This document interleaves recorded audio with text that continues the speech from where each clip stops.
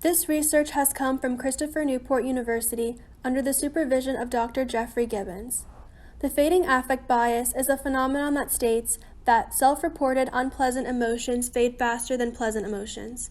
Past research has found that the fading affect bias is positively related to rehearsals, meaning that the more a person thinks or talks about an event, the fading affect is more apparent. It has also been found that the fading affect bias is negatively related to dysphoria.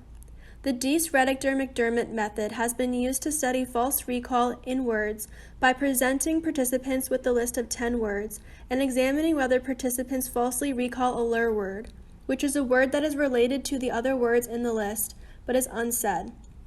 An example of a lure word would be anger, when presented with a list consisting of mad, hate, fear, rage, temper, and other related words. Past research has demonstrated that people with negative emotions, such as depression and PTSD, are more likely to have higher rates of falsely recalling the lure word.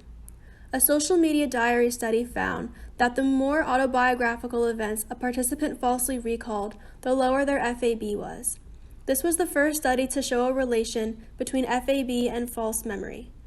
The current study will examine whether generalized or specific memory will relate to the FAB, and if the number of falsely recalled words in the DRM procedure can negatively predict the fading affect bias. Based on past research, we predict that falsely recalled words will be negatively related to the FAB. Additionally, we predict that rehearsals will mediate the negative relation between falsely recalled words and the FAB.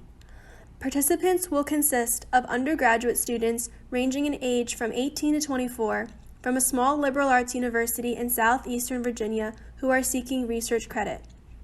Our final goal is to gather data from 250 to 300 participants.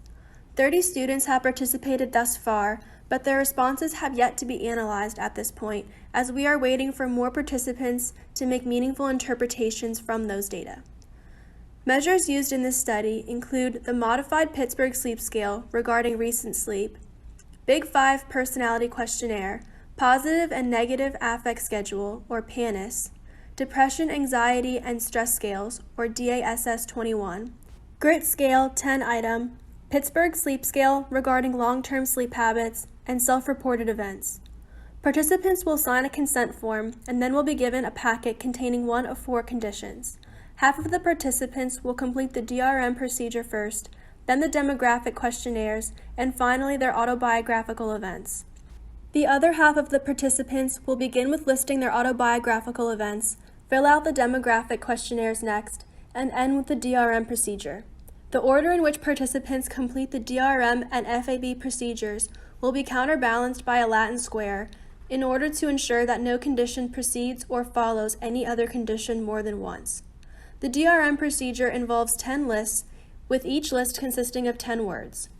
These lists will be presented to the participants auditorily using a standardized recording of the words in a PowerPoint in order to ensure that the tone that is used remains constant, as well as the amount of time that passes between individual words and the lists. The list will all center around a critical lure word, which relates to the other words in the list but is not stated. After each list of words is presented, participants will have 30 seconds to recall words from the list. When recording their autobiographical events, participants will list 3 pleasant personal events and 3 unpleasant personal events that occurred in the past 6 months. Participants will rate their initial and current emotions regarding the event on a scale from -3, highly unpleasant, to 3, highly pleasant.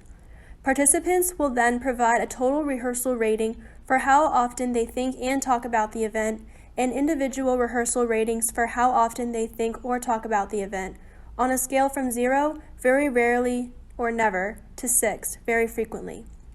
Participants will then be debriefed. We predict that the FAB will be smaller across higher falsely recalled words, stress, depression, anxiety, negative PANAS, and PSS, which would mean they sleep poorly. This negative relation is demonstrated in the graphs, with unpleasant events labeled by the red line and pleasant events labeled by the blue line. In combination with past research showing that generalized memory leads to poor emotion regulation, the negative relation will suggest that generalized memory leads to poor FAB. We expect rehearsals and positive pianists and grit to positively predict the FAB. This positive relation is shown in the graph on the bottom, with unpleasant events labeled by the red line and pleasant events labeled by the blue line.